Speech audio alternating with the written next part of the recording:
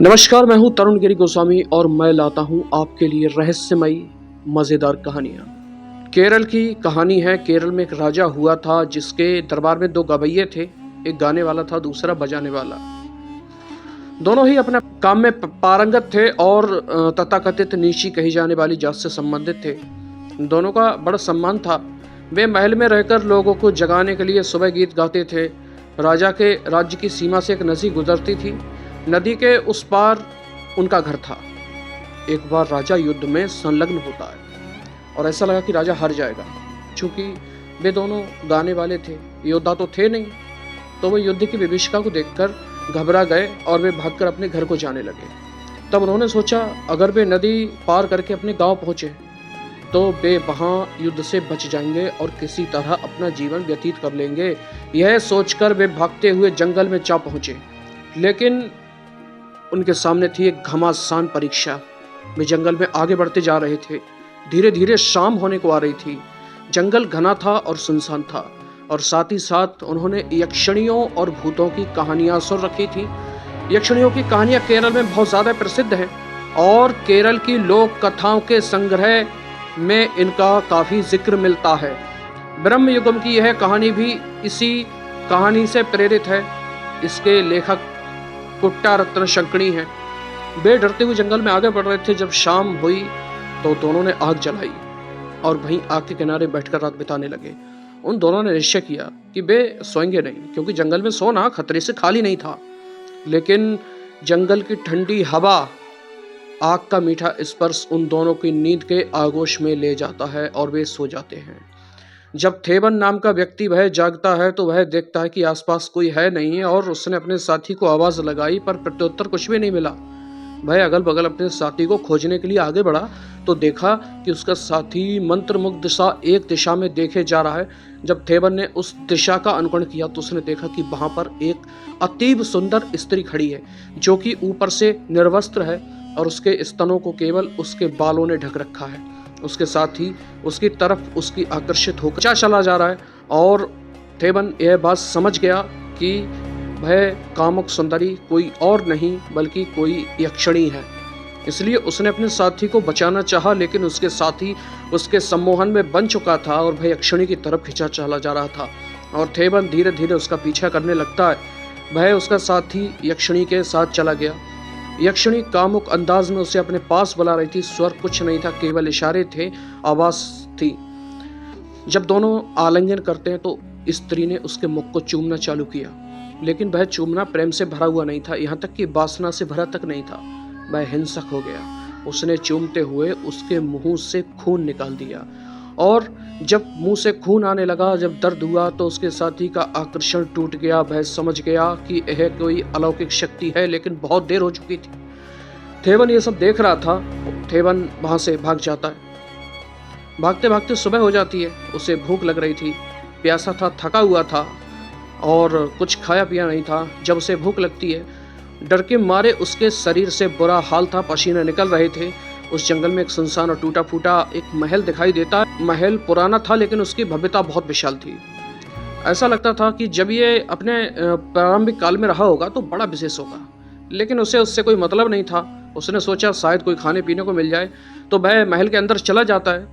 तो वहां पर किसी भी तरह की कोई आवाज नहीं थी, किसी व्यक्ति का चिन्ह नजर नहीं आ रहा था। उसने सोचा कि इस सुनसान जंगल में किसी ने प्राचीन काल में यह महल बनवाया होगा और अब यहाँ कोई रहता नहीं है। यह सोचकर वह महल के किनारे रहने लगा, लेकिन धीरे धीरे जाने लगा।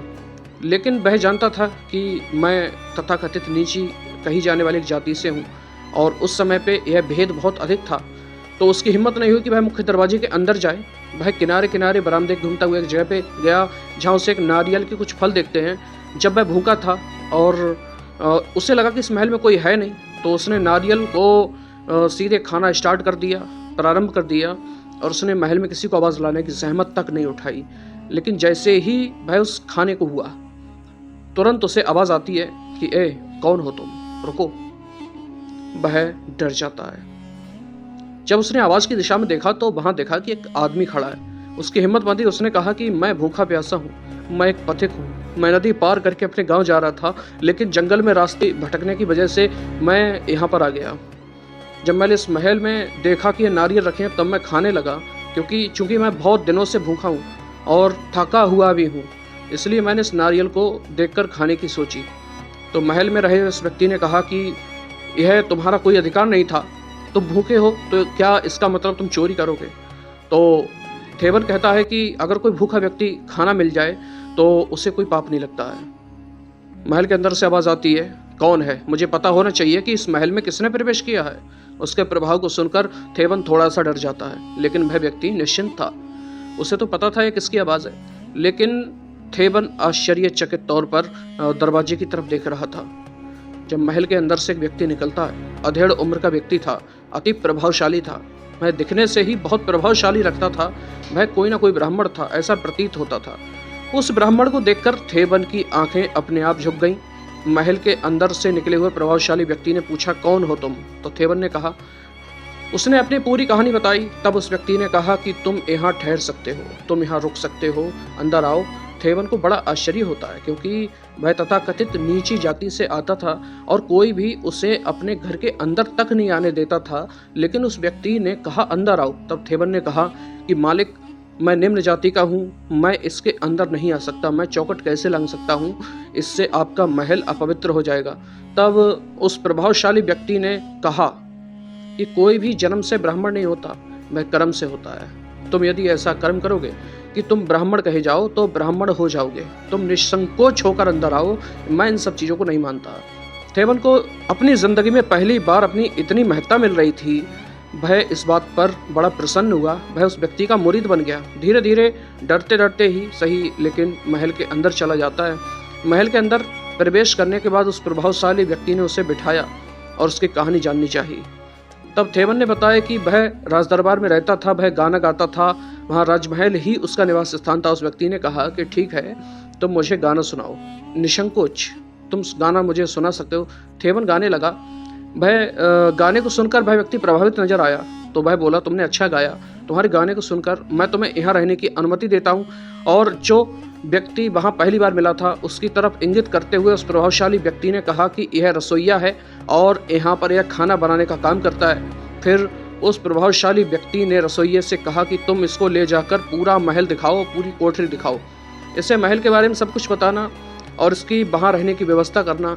वह प्रभावशाली व्यक्ति अंदर चला जाता है और वे दोनों, रसोइया और थेवन, उस कमरे की तरफ चले जिसकी तरफ प्रभावशाली व्यक्ति ने कहा था। रसोइया थेवन को लेकर वहां जाने लगा। रास्ते में वह महल की भव्यता को दिखाते हुए जा रहा था। महल बहुत ही प्राचीन था, जगह जगह से टूट चुका था, मकड़ी के जाले भी लगे हुए थे, परंतु उस महल की भव्यता में कोई कमी नहीं आई थी। कोई भी देखकर कह सकता था कि यह महल अपने समय में राजाओं महाराजाओं का स्थान रहा होगा। थेवन अंदर चला जाता, लेकिन उसकी विशालता से उसे डर लगने लगता है। अंततः रसोइये ने एक कमरे के दरवाजे पर चढ़ा हुआ ताला खोला। तुमसे पहले यहाँ पर एक नर्तक रहा करता था, लेकिन वह चला गया और तुम यहाँ विश्राम करो। उसने दक्षिण की तरफ इशारा करते हुए कहा कि महल के दक्षिणी हिस्से में कभी मत जाना, वहाँ पर कुछ ऐसी चीज़ें हैं जहाँ तुम गए तो पागल हो सकते हो और मर भी सकते हो। थेवन को पता नहीं क्यों सब कुछ रहस्यमय लग रहा था, लेकिन उसे रहने को ठिकाना मिल चुका था, खाने को खाना मिल चुका था, तो वह वहाँ ठहर जाता है। और रसोइये ने कहा कि यहाँ शाम को एक बार खाना मिलता है, अगर आप चूक जाते हैं तो दोबारा खाना नहीं मिलेगा। और साथ में महल से कोई भी आवाज़ आए तो उसकी तरफ ध्यान मत देना। महल में बहुत कुछ ऐसा होता है जो तुम्हारी समझ से परे है, इन पर ध्यान देने लगे तो निश्चित तौर पे तुम मर जाओगे। थेवन यह सब सुनकर डर गया, लेकिन फिर भी उसे लगा कि मुझे क्या, मुझे तो सिर्फ आज यहाँ रुकना है और अगले दिन मैं यहाँ से चला जाऊँगा। ये सब सोचकर थेवन अपने कमरे में विश्राम करने लगा और वह वहाँ से चला गया। शाम को थेवन उस प्रभावशाली व्यक्ति के सामने गया और वहाँ जाकर वह गाना गाने लगा। गाना समाप्त होने से पहले ही उसके पास खाने की थाली आ गई थी। थेवन अत्यंत भूखा था, उसने बहुत दिनों से खाना नहीं खाया था। वह जंगल के रूखे सूखे कंदमूल फल खाकर गुजारा कर रहा था। जब उसके सामने सुगंधित खाने की थाली आई तो उससे रहा नहीं गया। उसने स्वीकृति सूचक आंखों से उस प्रभावशाली व्यक्ति की तरफ देखा। तब प्रभावशाली व्यक्ति ने कहा कि खाओ, जी भर के खाओ। और थेवन ऐसे खाने लगा जैसे ज़िंदगी में उसे दोबारा कभी खाना नहीं मिलेगा, क्योंकि बहुत दिनों के बाद वह खा रहा था और खाना खाने के बाद जब उसकी तृप्ति हुई तब उसने मालिक को धन्यवाद दिया और कहा कि मैं आज यहीं विश्राम करके कल सुबह अपने घर चला जाऊंगा। प्रभावशाली व्यक्ति ने कहा कि ठीक है, कोई बात नहीं, तुम जब चाहे तब अपने घर जा सकते हो। थेवन खुशी मन से अपने कमरे में लौट आया और रात को विश्राम करने लगा। जैसे ही सुबह हुई तो उस महल के बरामदे में गया जहाँ पर वे पहली बार मिले थे, तो उसने देखा कि वह प्रभावशाली व्यक्ति चौसर खेल रहा है। थेवन को भी चौसर का ज्ञान था, तो उसे लगा कि एक संयोग है। तब उसे आगे पता चलने वाला था कि यह कोई संयोग नहीं, बल्कि वह व्यक्ति उसके बारे में सब कुछ जानता था। वह व्यक्ति यह भी जानता था कि चौसर को देखकर यह रुकेगा। तो उसने कहा कि मालिक, आप चौसर खेल रहे हैं? तो उस व्यक्ति ने कहा कि हाँ, चौसर मेरा समय को व्यतीत करने का सबसे अच्छा साधन है। थेवन ने कहा कि लेकिन यदि चौसर में छल हो तो यह महाभारत को भी जन्म दे सकता है। महाभारत भी चौसर के कारण ही हुआ था। तो प्रभावशाली व्यक्ति ने कहा कि तुम चौसर के बारे में बहुत कुछ जानते हो, क्या तुम इसे खेलना भी जानते हो? तो उसने कहा हाँ मालिक, मैं खेलना जानता हूँ, अगर आप चाहें तो मैं खेल सकता हूँ। इस पर इस प्रभावशाली व्यक्ति ने कहा कि यह केवल भाग्य का खेल नहीं है, बल्कि इसमें बुद्धि का भी प्रयोग होता है। थेवन वहीं पर बैठ जाता है और खेलने के लिए आगे बढ़ने वाला ही था कि प्रभावशाली व्यक्ति कहता है कि तुम दांव पर क्या लगाते हो? तो कहा मैं कुछ समझा नहीं। तो उसने कहा कि चौसर पर यदि कुछ दांव पर ना लगाया जाए तो चौसर खेलना बेकार है। तुम कुछ ऐसी चीज़ दांव पर लगाओ जिसके लिए इस खेल में मज़ा आए।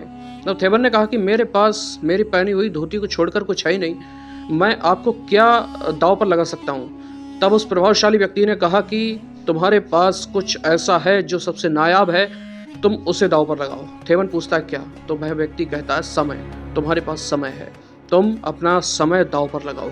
यदि तुम हार जाते हो तो तुम्हें जीवन पर्यंत यहीं पर रहना होगा और मेरे लिए गाना होगा, और अगर तुम जीत गए तो तुम यहाँ से जा सकते हो।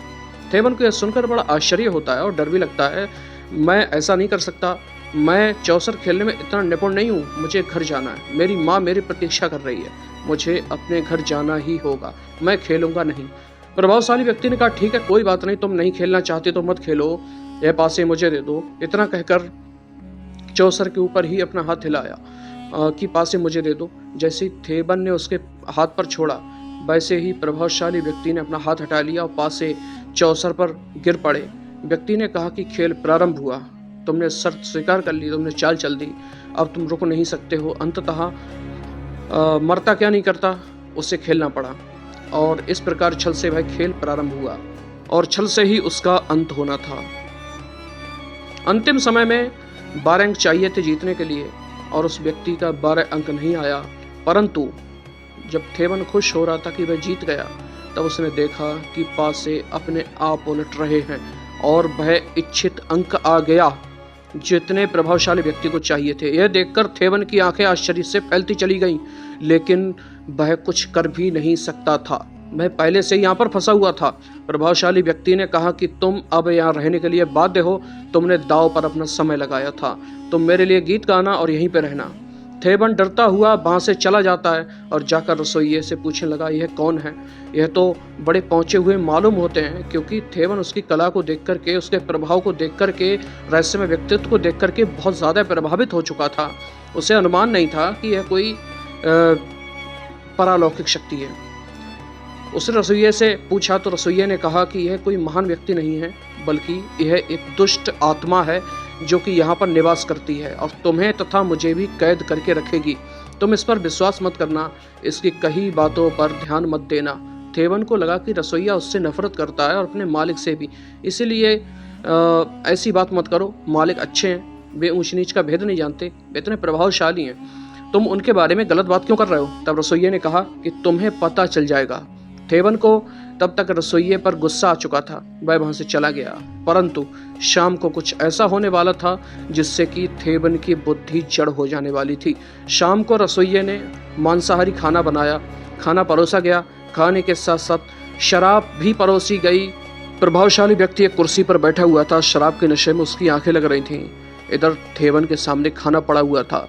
तब तक प्रभावशाली व्यक्ति ने आंखें खोली और कहा कि थेवन तुम खाना खा लो, फिर हम तुम्हारा गाना सुनेंगे, तुम खाओगे नहीं तो कमज़ोर हो जाओगे, जिससे तुम्हारी माँ पारू को चिंता होगी। थेरू को आश्चर्य हुआ कि मालिक, मैंने अपनी माँ का नाम तो बताया ही नहीं। फिर उस प्रभावशाली व्यक्ति ने हंसते हुए कहा, तुमने बताया था, तुम भूल गए हो शायद, तुम चीज़ों को भूल रहे हो क्या? और फिर उसने कहा कि क्या रसोइये ने तुमसे कुछ गलत सलत बात कही, मेरे बारे में भड़काया है? क्योंकि रसोइये ने थेवन से कहा ही था, पर थेवन ने रसोइये को बचाने के लिए झूठ बोला कि नहीं मालिक, उसने कुछ नहीं कहा। पर झूठ बोलते हुए उसकी आंखें नीची झुक गई थीं। उसी समय रसोइया वहाँ पर आ जाता है। जब रसोइया वहाँ पर आ जाता है तो प्रभावशाली व्यक्ति ने रसोइये से कहा कि तुम मुझे खाना दो। रसोइया कहता है कि मैं आपको 4 बार खाना दे चुका हूँ और खाना समाप्त हो चुका है। तो व्यक्ति ने कहा, अतिथि के सामने तुम मेरा अपमान कर रहे हो। रसोइया ने कुछ नहीं कहा, केवल घूरता रहा। प्रभावशाली व्यक्ति ने कहा, अपनी आंखें नीची करो। उस व्यक्ति ने अपनी आंखें नीची नहीं की। तब थेवन ने देखा कि वह प्रभावशाली व्यक्ति केवल हाथ के इशारे से उस रसोइये को अपने पास खींच लेता है और फिर सारा कमरा वहाँ पर दनदनाने लगता है, नाचने लगता है। कमरे की झंकृती से चीज़ें गिरने लगती हैं। वह अत्यंत गुस्से में होकर के रसोइये को जैसे मार ही डालना चाहता था और फिर उसने रसोइये को छोड़ दिया और कहा कि जा करके अपना काम करो। थेवन ने डरते डरते पूछा, क्या मालिक मैं गाना गाऊं? तब उस प्रभावशाली व्यक्ति ने थेवन पर चिल्लाते हुए कहा कि यहाँ से चले जाओ, मुझे तुम्हारा गाना नहीं सुनना। फिर थेवन वहाँ चला गया जहाँ रसोइया था। उसने रसोइये से पूछा, यह कौन है? ये आखिर है कौन जो कि इतनी महान शक्तियों से भरे हुए हैं? तब रसोइये ने महल की कहानी बतानी प्रारंभ करी। कहा कि यह महल एक पुट्टी का है जो एक अथर्व वेदाचार्य थे। उन्होंने बराही देवी की तपस्या करी और उन्हें प्रसन्न किया था। बराही देवी ने प्रसन्न होकर के पुट्टी को एक बक्सा दिया। उस बक्से में एक चाटन था, एक ब्रह्म राक्षस के जैसा था। पुट्टी को बक्सा देते हुए माँ ने कहा कि इसमें जो चट्टन है वह तुम्हारे वश में रहेगा, तुम इससे जो चाहोगे वह मांग सकते हो, वह तुम्हें प्रदान करेगा। और पुट्टी उस चाटन को लेकर इस महल में आया और महल में ला कर के उसने चाटन पर अत्याचार करने प्रारंभ कर दिए। वह उसे अपने वश में रखता और अत्याचार करता। उसके अत्याचारों से त्रस्त होकर चैटन ने कहा कि तुम मेरी आंखों में देखो। पुट्टी ने जैसे ही उसकी आंखों में देखा वैसे ही चैटन ने उसकी आत्मा खींच ली और वह जमीन पर निष्प्राण होकर गिर पड़ा। चैतन ने न केवल पुट्टी को मारा बल्कि उसके परिवार के एक एक सदस्य को मार डाला। किसी तरह वह बच गया तो एक छोटा सा बच्चा जिसका नाम था कुटुमन पुट्टी, और चाटन ने इस महल पर अधिकार कर लिया। उसके बाद कितने ही तांत्रिक आए कि वे चातन को हरा सके, लेकिन चातन को किसी ने हरा नहीं पाया। एक दिन वह कोटमन पुट्टी आया। कोटमन पुट्टी वही प्रभावशाली व्यक्ति था जो अभी महल में रह रहा था, जिसमें अलौकिक शक्तियों का प्रदर्शन किया था। वह चाटन को मारने के उद्देश्य से आया था। वह इस महल में आकर कैद हो गया और इतना बताने के बाद रसोइया रहस्यमय तरीके से चुप हो गया। उसने अपने बारे में कुछ नहीं बताया। वह वहाँ गया जहाँ कोटमन पुट्टी रहता था। तब उसने देखा कि वही यक्षिणी जिसने उसके साथी को फंसा लिया था वह वहाँ पर आ रही थी। थेवन चुपकर उसका पीछा करने लगा। उसने देखा कि ये वही जा रही है जहाँ पर कोटमन पुट्टी है।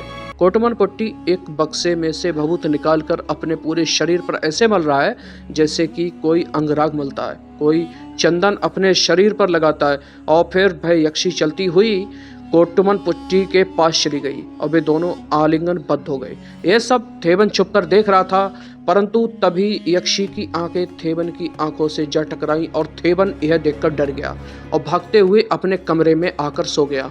कमरे में सोने पर भी डर ने उसका पीछा नहीं छोड़ा और वह डरता ही रहा। उसके सपने में चाटन भी आया और डर के मारे उसकी आंख तक खुल गई। आंख खुलने के बाद वह भागा भागा रसोइये के पास गया। रसोइया उस समय लकड़ी काट रहा था। उसने कहा कि मैं तो यहाँ से जा रहा हूँ, तुम चलोगे कि नहीं? रसोइये ने कहा कि मुझे अपना काम करने दो, तुम जाओ यहाँ से। रसोइये ने आने और जाने के बारे में कुछ नहीं कहा तो थेवन ने कहा तुम यहीं मरो, और वह अपने कमरे में जाकर अपना सामान बांधने लगा। जैसे ही वह बाहर निकलने वाला था कि वहाँ पर कुटुमन पोट्टी आ गया। उसने कहा कि तुम जाना चाहते हो तो जाओ, निश्चिंत होकर जाओ, पर मौसम तो साफ हो जाने दो। और फिर बाहर की तरफ देखने पर पता लगा कि अभी तक जो मौसम धूप से खिला हुआ था अचानक बारिश में तब्दील हो गया। कोटमन पोट्टी ने कहा कि बाहर वर्षा हो रही है और ये वर्षा कब रुकेगी इसका कोई अंदाज़ा नहीं है। तुमसे पहले जो नर्तक यहाँ रहता था उसके समय 3 वर्षों तक वर्षा होती रही थी, यह वर्षा थमी नहीं थी। तब थेवन ने पूछा कि तुमने उसे मारा क्यों? अब कोटमन पोट्टी ने बताया कि वह नर्तक चीखने चिल्लाने लगा था, उसे सीधे मुंह बात नहीं करता था और धीरे धीरे अपना नाचना भी भूल गया। अब यदि कोई गाना भूल जाए, नर्तक नाचना भूल जाए, रसोइया खाना बनाना भूल जाए, तो वह धरती पे बोझ है, उसका जीना धरती पे बोझ है, इसलिए मैंने उसे मार दिया। और यह कहकर वह वहाँ से चला गया। बारिश अपने चरम पर थी और थेबन का डर भी अपने चरम पर था। वह किसी भी तरह उस महल से भागना चाहता था। उसके बाद जब वह बाहर गया तो उसने देखा कि रसोइया एक गड्ढा खोद रहा है। गड्ढा खोदने का अर्थ था कि किसी न किसी को उसमें दफनाया जाएगा। थेबन को लगा कि वह मेरे लिए ही गड्ढा खोद रहा है। उसने रसोइये से पूछा कि गड्ढा किस लिए खोदा जा रहा है, तो रसोइये ने कोई उत्तर नहीं दिया। थेबन समझ गया कि यह मेरे लिए ही है। वह वहाँ से भागा और वो दरवाजे पर, वह प्रभावशाली व्यक्ति नहीं है तो दरवाजे को लांघकर जंगल में भाग गया। लेकिन जैसे ही महल के दरवाजे से थेबन बाहर निकलता है, वैसे ही उसके पेट में तेज दर्द होना प्रारंभ हो जाता है और महल से कुछ ही कदम दूर जाने पर उसके मुंह से खून आने लगा। एक कद आगे बढ़ाना भी उसके लिए भारी हो गया। अब वह पीछे दौड़ता हुआ महल के द्वार तक आया। द्वार पर कोटमन पोटी उसकी प्रतीक्षा कर रहा था। थेबन उसके चरणों में गिर पड़ा और कहा कि मालिक, मुझे क्षमा कर दीजिए। तब पोटी ने कहा कि तुम्हें यहाँ से जाना है तो अनुमति लेकर जाओ। थेबन ने कहा कि मुझे अनुमति दीजिए। तो उसने कहा विनम्र होकर मांगो कि कहा। उसने चरण पकड़कर कहा कि मुझे अनुमति दीजिए। तब उसने कहा कि तुम्हें अनुमति नहीं है। रसोइया ने कुछ दवाइयाँ दी और रसोइया ने कहा कि तुम मेरे साथ आओ, मैं तुम्हें कुछ दिखाना चाहता हूँ। थेबन रसोइये के पीछे पीछे चला और ऊपर के कमरे में जाने के बाद रसोइये ने एक लाश को दिखाया। लाश को देखकर थेबन की आंखें फट गईं और फिर रसोइये ने जो बताया वह और आश्चर्यचकित कर देने वाला था। रसोइये ने कहा कि ये लाश कोटमन पोटी की है। कोटमन पोटी जब यहाँ आया तो चेटन को मारना चाहता था, उसे वश में करना चाहता था, परंतु यहाँ आने के बाद उसे अपना और समय का ख्याल ही नहीं रहा। मैं सब कुछ भूल गया, मैं अपने लक्ष्य को भूल गया और यहाँ उन्माद से ग्रसित होकर पागल हो गया था। उसे ऊपर के कमरे में बांध कर रखना पड़ा।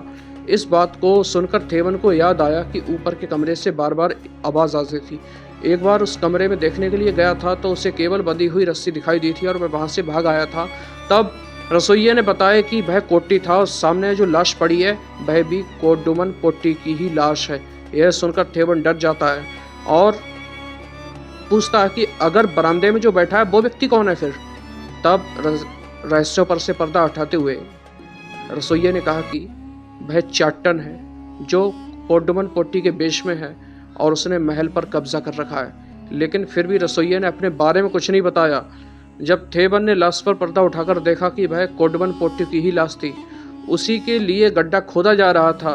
रसोइये ने थेबन से पूछा कि तुम्हें क्या लगता है, तुम्हें यहाँ आयु कितना समय हो गया। तब उसने कहा कुछ ही दिन। तो थेबन को कुछ भी याद नहीं आता है। तो वह पूछता तुम्हें अपना नाम याद है, तो थेबन को अपना नाम भी याद नहीं आता है। तो थेबन ने पूछा क्या तुम्हें अपनी माँ का नाम याद है। थेबन को अपनी माँ तक का नाम याद नहीं था। आश्चर्यजनक तौर पर वह अपना नाम, अपनी माँ का नाम और वह यहाँ कितने दिन हो चुके हैं उसके साथ ऐसा क्यों हो रहा था, थेबन ने यह नहीं बताया। चाटन से बचने का कोई उपाय है या नहीं। तो रसोइये ने बताया कि यहाँ पर एक कमरे में अखंड दीपक जल रहा है, इसकी चाबी किसी को नहीं पता है। अगर वह चाबी मिल जाए और उस अखंड दीपक को बुझा दिया जाए तो उस चाटन को समाप्त किया जा सकता है। थेबन ने कहा कि मैं उस चाबी का पता लगाऊंगा। उसे पता था कि वह चाबी चाटन के ही पास होगी। इस बार थेबन बरामदे में बैठा और चौसर खेलने लगा। चौसर की आवाज़ को सुनकर कोटमन पोटू बना हुआ चाटन वहाँ पर आया और कहा कि चौसर खेलना चाहते हो, दाव पर क्या लगाओगे। तब थेबन ने कहा कि मैं दाव पर एक कुंजी लगाऊंगा, एक अद्भुत कुंजी। जैसे ही थेबन ने कुंजी का नाम लिया वैसे ही उस चाटन का हाथ अपनी कमर के आसपास चला गया। वहीं धोती से बंधा हुआ वह कुंजी रखा करता था। जब उसने टटोल का निश्चित कर लिया कि कुंजी उसी के पास है, थेबन की तरफ मुड़ा और कहा कि कैसी कुंजी। तब थेबन ने कहा कि मैं अपने बाहर जाने की कुंजी। तब चेटन ने कहा कि मैं अपनी आत्मा बेचना चाहता हूँ, लेकिन मुझे जाने दो। थेबन चौसर खेलना भी नहीं चाहता था क्योंकि उसे पता चल चुका था कि थेबन की उसकी कमर में चाबी है। उसकी योजना बनाई जाने लगी। एक मादक द्रव्य कोटमन पोटी के लिए तैयार किया जाने लगा। उसे बेहोश करने की एक योजना बनाई जाने लगी। रसोइये के पास गया और उसे गले से पकड़ते हुए कहा कि तुम मेरे खिलाफ कोई षड्यंत्र कर रहे हो। तो रसोइये ने कहा कि ऐसा कुछ भी नहीं है, मैं आपके खिलाफ कोई भी षड्यंत्र नहीं कर रहा हूँ। तब उस कोटमन पोटी ने कहा कि इस गायक को गाड़ने के लिए तुम एक गड्ढा खोदो। और इन्हीं सब के दौरान उस रसोइये ने ही वह चाबी निकाल ली थी। जब थेवन पोट्टी को बेहोश जानकर उसके तलाशी ली जा रही थी, तभी कोडवन पोट्टी की आंखें खुल गईं और कहा कि तुम मुझे मारना चाहते हो।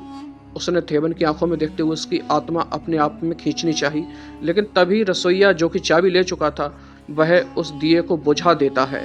दिए को बुझाते ही चाटन की शक्तियां कम हो गईं, पर दिए को बुझाते ही चाटन आज़ाद भी हो गया। यह समझने वाली बात है, जब तक दिया जल रहा था तब तक चाटन उस महल का कैदी था, वह महल से बाहर नहीं जा सकता था।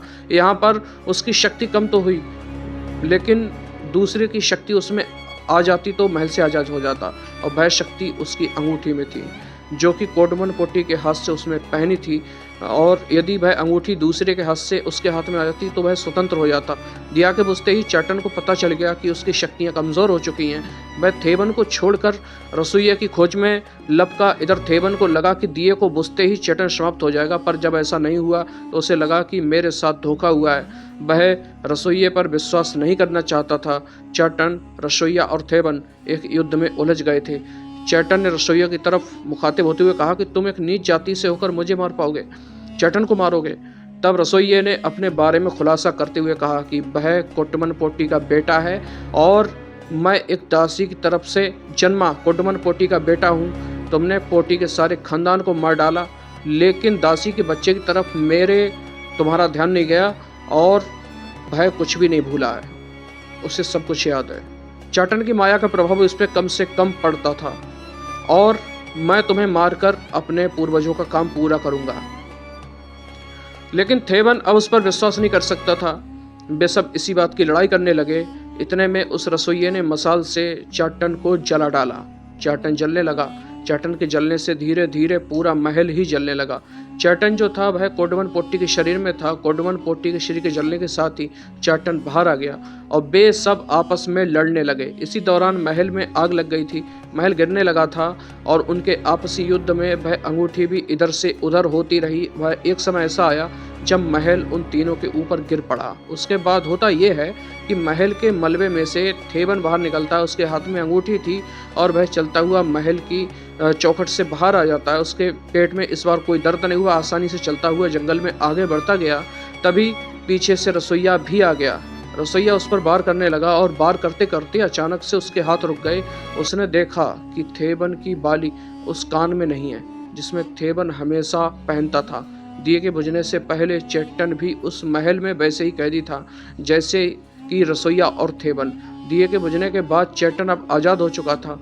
उसने अपना ठिकाना बदल दिया था और यह देखकर रसोइया वहाँ से भाग गया और चाटन अपने रास्ते आगे बढ़ गया। तो दोस्तों, कैसी लगी आपको ये कहानी? एक ग्रंथ से प्रेरित है। अगर आपको ये कहानी पसंद आई है तो कमेंट बॉक्स में हमें ज़रूर बताइएगा। इस कहानी का उद्देश्य किसी का दिल दुखाना नहीं, बल्कि एक मनोरंजन और एक सत्य कथा प्रदान करना है। तो इसी के साथ नमस्कार।